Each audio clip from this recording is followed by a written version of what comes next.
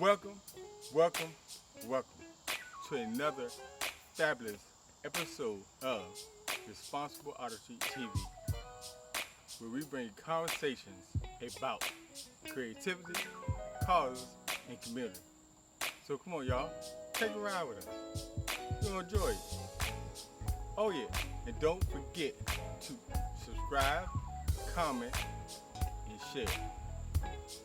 Peace. Also, don't forget to click the like button. Everything he said, all of that. Go ahead. Subscribe. What she said.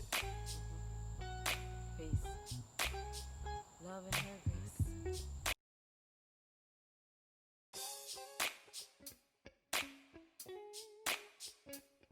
Alright, y'all.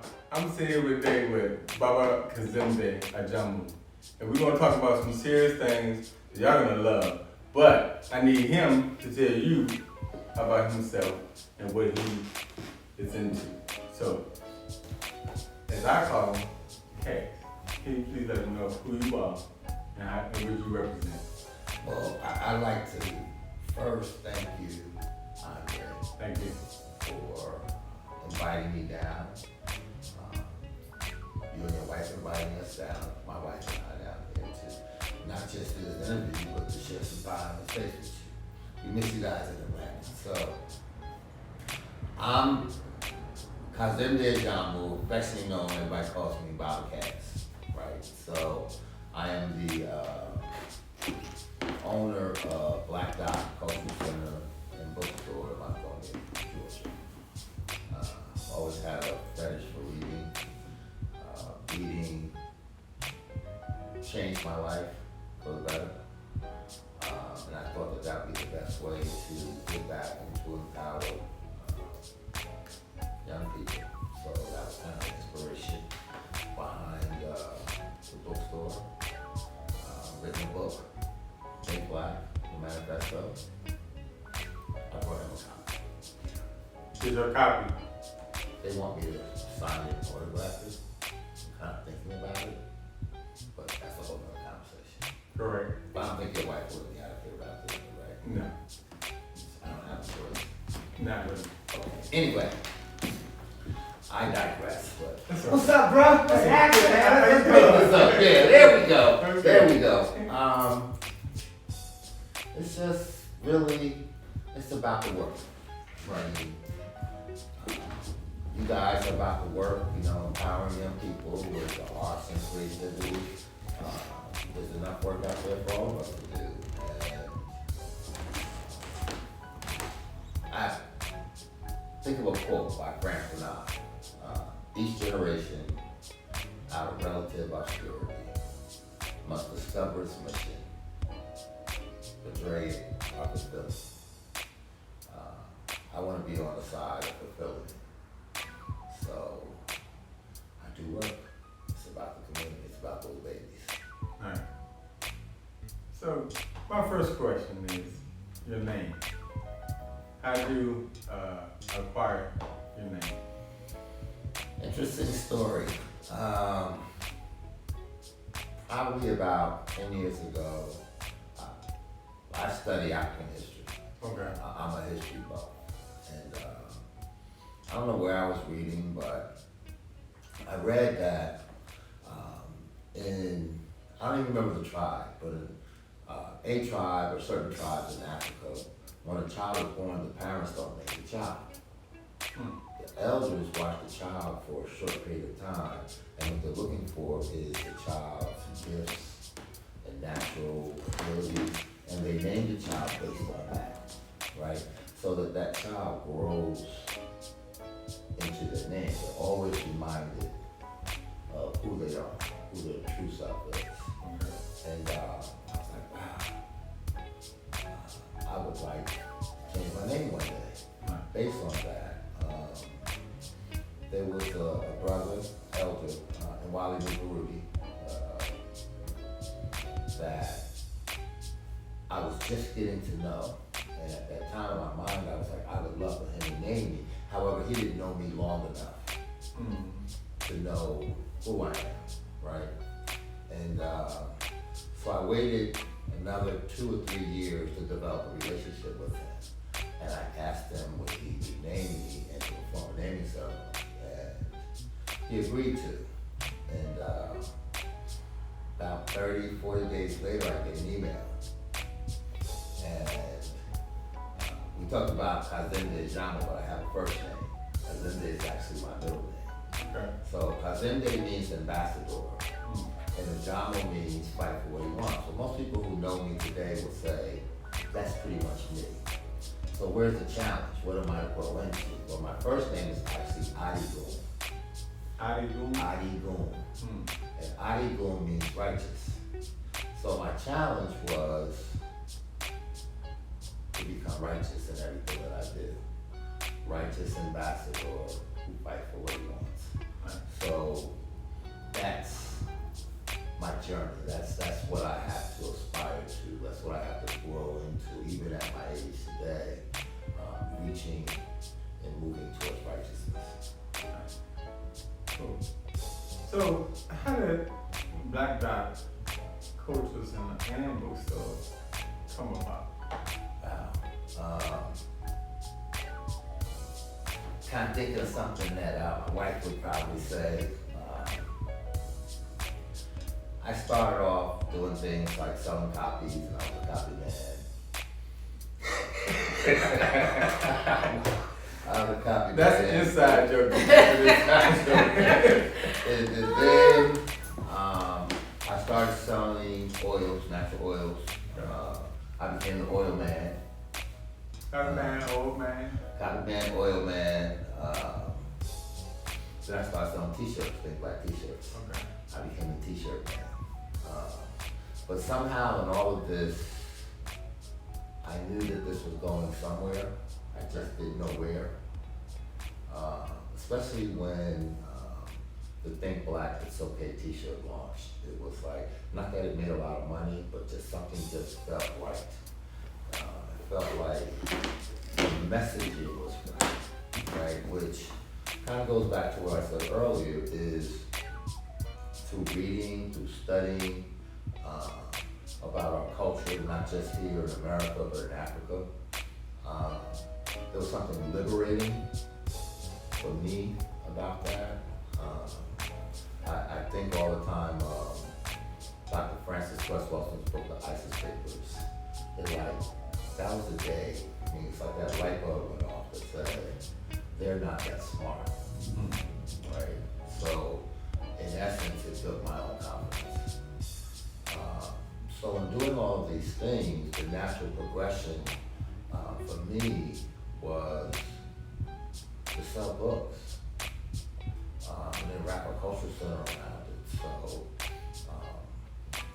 we can come in unapologetically and just be us. Also find information that may put us on a journey, whether it's history, whether it's spiritual, whether you're into chakras, whatever it is that you're into, you can find that there. It doesn't matter your religion, it doesn't matter your political ideology, it doesn't matter your class, economic status in life, we're all one. And we went through great lengths to create an environment that fosters that energy, those walls that sometimes we put up in between us based on religions and so forth and so on, right? Those are imaginary walls that should not exist, right? So they don't exist inside Black Dot Culture Center. We're all one. So you've been there, you've experienced it. I have. So hopefully, you tell me, are we doing our job? Oh, absolutely. And here's what I know and what I can say is that he is so profound at what he does, and he's so inside the community, is that there's something that every child that comes in that I've seen, they have to do something before they can use something. So I was talking about use. Okay, so to come in and use what he will let these young people use is free Wi-Fi. But tell us, how do they get to use free Wi-Fi and why? Well, they would come in and they'd be like, Bobcast, can we use the Wi-Fi? And at first I would let them, and then it dawned on me that nothing is free Absolutely. in this life. And if we allow our children, particularly our young men, to think that it is, then they'll grow into adulthood thinking that everything is free, that they don't have to work towards anything. So I was thinking about what can I get them to do in exchange for using up my free Wi-Fi. Okay. They can sweep the floors, take out the garbage, but I get them to do that anyway. So they don't like to read. So what they have to do each and every single time they come in is they have to give me a page or two of the book that we pick out, and then occasionally I ask them what they read just to make sure, you know, we boys do. Right. Oh yeah, I read that. I read that. Just to make sure that that they're reading them, but also I took 5 of them to a city council meeting once to listen, just say, hey, these are regular people. This is where you come and advocate for your community. So it's important that we expose our children to these things because they're brilliant. You know, that they may check out for whatever reasons, but we have to always show them that we love them and show them that they're voices, right? And show them to live their dreams. So to me, I remember my father saying to me when I was a young man, my stepdad actually, and I didn't quite understand it then, but he was like, you're my future. Well, these 15-year-olds and 20-year-olds, they are our future. Right. So if we're not pouring into them now, what are we going to get back? True. And that's true. You said something. You said you took 5 of them where?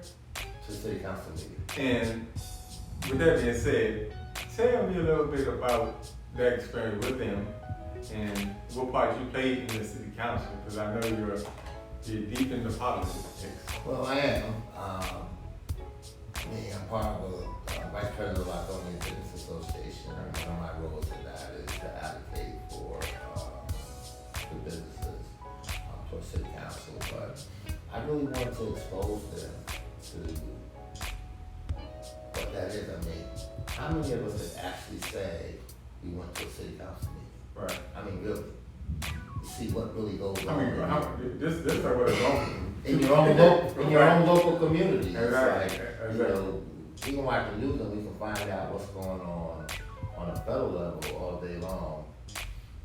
We may hear what goes on the state level, but it's local politics and what happens locally that affects our everyday lives. Yet we don't know who our city council people are, and we certainly aren't going to city council meetings. So just to give you a better analogy for it, so with police officers killing our sons and daughters, right?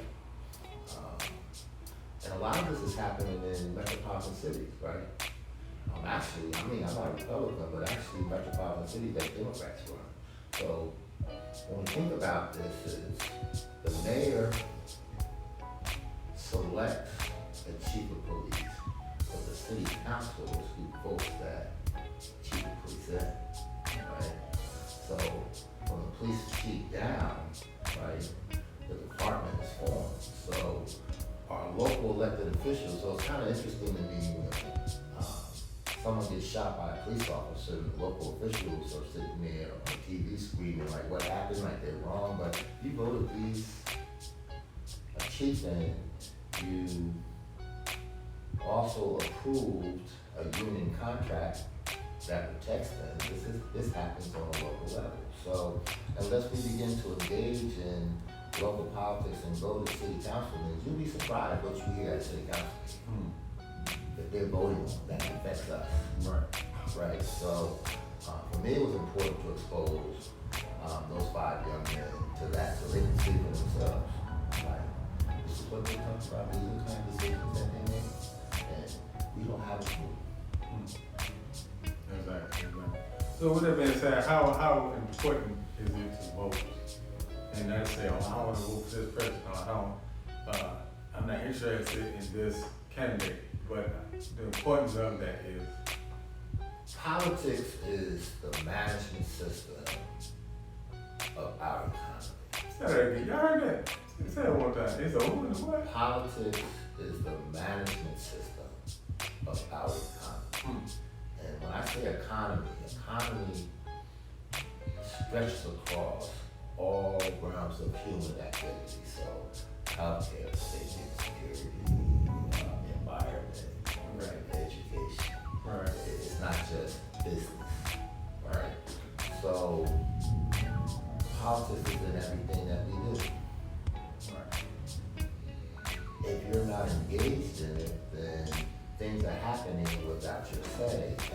And even more so than that, the argument that we see between politicians or between sides, Democrat and Republican, is really how much money is going to be spent and who you're going to spend it with and how they're going to spend it.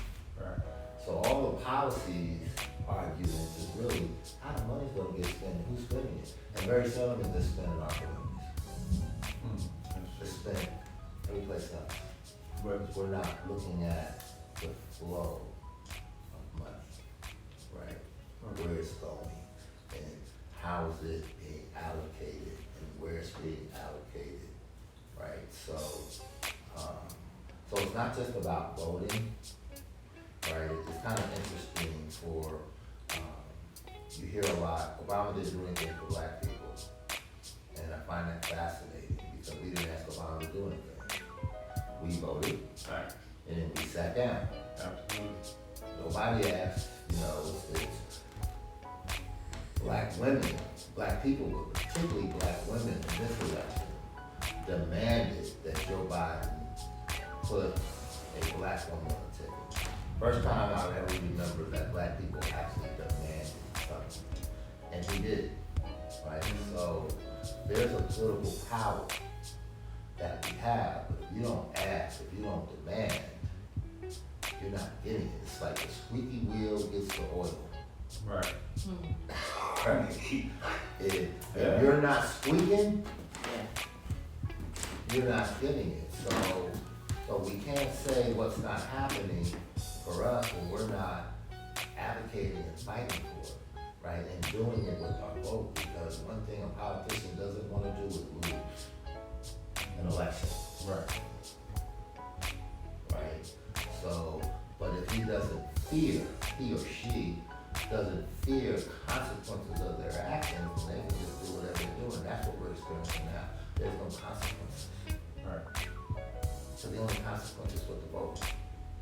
That's on all levels of politics. So yes, it's important, but it's also important to know what you're voting for. Right? Not just who you're voting for, but what you're voting for. Right.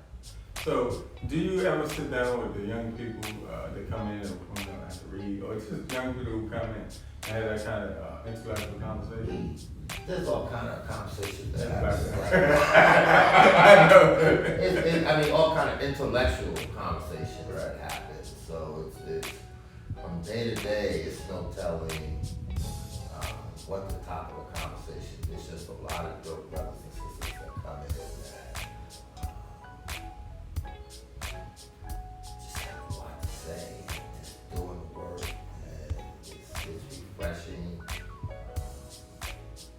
Refreshing to see. It's like some people coming in for the first time. It's like, wow, these kind of conversations happen all the time. Like you hear that, like yeah, this is the norm. Right. You know, it's like it's not just barbershop talk. We talk about sports and women. Right. Right. I mean, we can talk about sports and women anytime, but these discussions about how do we move the community forward. All the businesses in my area are black owned, so we challenge each other, we hold each other accountable. We check each other. We need these, so it's just how we get down. And that's how we should all get down. I agree. Really, it's our love, right? I like to say I have a love language, so I might not like what you do, but I still love my brother and sister. Right, I got you. So you have an interesting symbol on your shirt, which is the black dot symbol. How did you just, what made you use that symbol? And can you explain what that symbol means? Yeah. Except for God, I fear nothing but God. Right. Which is not something why? Yeah. Why I would use it. It's kind of interesting because that is the black dot. Yeah. I don't know if you see the black dot, but that is also a spiritual symbol.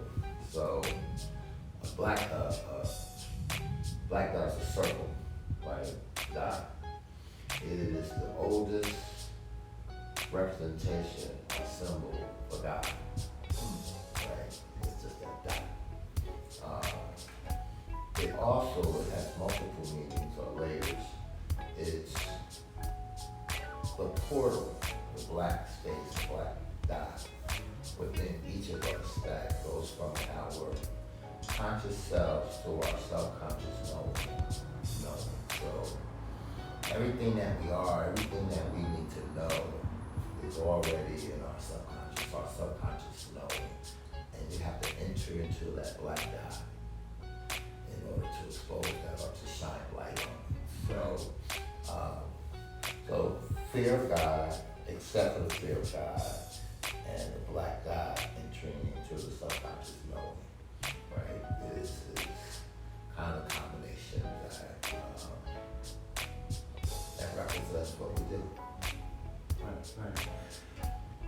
Well, I know this, but I know viewers won't know. Some may, but there's an added addition to black dot, and that addition is, I'm excited to go back there to get that service, so to speak. So can you tell me what is the added addition in black dot?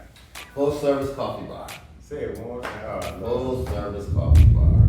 So all my coffee snobs, I promise you missing it. And he is a coffee snob. I am. But I tamed him. I just want you to know. He couldn't do nothing but see that smile right there, that's all you saw was his cheeks. That's it. So I wasn't even worried about it. Zero worries. I like when coffee snobs coming in because we're going to sell the best of African beans. We're going to educate you on what you're drinking, how you should drink it. We're going to give you a natural coffee bean that has fruity notes like strawberry or cherry. We're going to give you a wash bean that has more floral notes. You like the Cameroon, so that's a dark roast with chocolate and floral notes. So, and we're going to prepare it for you in such a way that you taste all that. So after I tame you, I ain't got to worry about it because you will travel from, was it St. Helena? Yeah. South Carolina. St. Helena Island. Back to Lithonia till you get it, because you're not going to get it anywhere else. Yes, I can attest to that. So, Think Black, the manifesto. How did this come about? Well, allow me. Yes. My t-shirt, I don't have my glasses. My t-shirt says Think Black, and it has kind of a description of it in writing, but it says support Black businesses, self, family, community, emerging Black love and unity. It's okay. So, along with a friend, I designed that t-shirt probably back in 2012 or 2013. the t-shirt, you know, I had that put on a t-shirt, and I would go certain places, and brothers and sisters would be looking at me, some of them like, you know, kind of weird, like they really didn't, even though I thought it was, the description was like pretty solid, it was like there was still a question mark, Right. you know, as to what the meaning is. So for several years I had been thinking I was going to write a book, but I wanted to be so profound, right, that it wasn't going anywhere. Right. And people would just say, just write, Right. just get in, just write, don't worry about all the rest of it. But I got kind of in my feelings about brothers and sisters looking at me some kind of way. I just got on the computer and I wrote out what think that means to me. And I sent it to a friend. The editor, right, because she had already written, I think she published 3 books, 2 at the time, which she's published her 3rd one since. So I sent it to her to edit it for me because my grammar is horrible, right? And she called me up, she said, this is a book. I was like, what? This is a book. So, Like that was born. that's how I was born. I added, I was watching, there was a program called, it was on Martin Luther King's birthday, it was called MLK Now. And it was held in Riverside Church in New York. And they had actors and actresses reciting speeches from the likes of Fred Hampton, Martin Luther King, Anthony Davis, Soldier, Malcolm X, I mean, the list goes on, Shirley Chisholm, right? Different religious beliefs, different political ideologies, right? Different economic statuses. So I was watching it on YouTube, actually, I didn't see it live. It took me a couple of days to watch all these speeches. And at the end of the speeches, I was like, they're all saying the same thing. But we're divided, like we fall in line by, you know, I grew up in Jersey, so I'm a Malcolm X fan. Right. Right? You know, there's something wrong with you King fans. I don't believe that, but we have people who actually believe that, right? But if you sit back and you listen, or more importantly, you read their speeches, you're like, they're not different. They're not. We're all fighting for the same thing, so why are we fighting amongst each other? But the natural evolution out of that for this generation, like goes back to my favorite quote about discovering the mission. But this generation should be looking at the best of all of them and then coming together and merging them and then adding their own to it. Right. Not, you know, because we have to learn from the lessons from the past, not excluding it because it doesn't fit in your pretty good narrative. Right? So I added those speeches. Right. That hope, in hopes that people would walk away with what I walked away from. With that, it's like they're all the same. They're all necessary. Right. So, where can they purchase? They can go Black. if they're in the metropolitan Atlanta area. They can always come to Black Cultural Center. It's at 6984 Main Street in Latonia. That's 6984 Main Street in Latonia. Or they can go on our website. Our website does very, very well. It's black.cc, black.cc.com. Right. So, for 2 questions. What's in the future for a black guy? So I'll start there first. You share with us a little bit what's in the future. You know, now that's a good question. At this point, I want to see steady growth, and being able to employ. I hired my first employee. Right. But being able to build on that Okay. That's kind of one of my immediate goals. Yeah. Right now, I have visions of, I think the Black Dot model can work in any urban area in the nation. Nice. So I have visions of either franchises or other branches Okay. in different places. But first things first,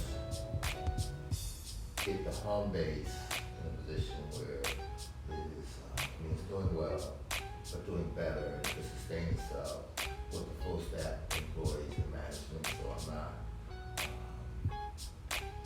aging myself, Absolutely. trying to maintain it. So that's kind of what Ooh. So will there be, what's in store for you, and then is there a part I'm doing. two? What's What's in store for you? What's in store for your future? When you have plans, and is there part two or another there is a revision to that Okay. that I'm currently working on that is not completed. I do have a second book that I've kind of started on, and that's, I don't know the name of the book, but it's creating a Black political ideology. Okay. But what's in store now, I'm about to launch on WDRB Media, it's an iHeart radio station, the Urban Politician Show. That will launch Saturday, the 29th of August at 7 p.m. Can you repeat the station again so sorry, Bruce? WDRB Media on iHeart Radio. And it's, you know how I remember the call letters? You know, my government name is Donald. Right. My brother's government name is Rodney. Right. DR. And our last name is Blount. Right. But I couldn't remember those call letters, but little did the world that I said, oh, Donald, Rodney, Blount. Now I got it. Right. That's, I don't know why I went there, but. But that's a whole other conversation. We'll go there on by the time you come up with this other one, we'll continue that conversation. Mm-hmm. So if you can support online, black.cc.com, and it's black.dotcc.com. Grab a book or three, doesn't matter. As you see this episode, please share, subscribe, comment, view, everything. We love y'all, we appreciate y'all. And please come back, because we waiting on you. This is Ms. Andre. I'm signing out with the man himself, the manifesto of manifestos, Kaz. Peace, family. And thank you.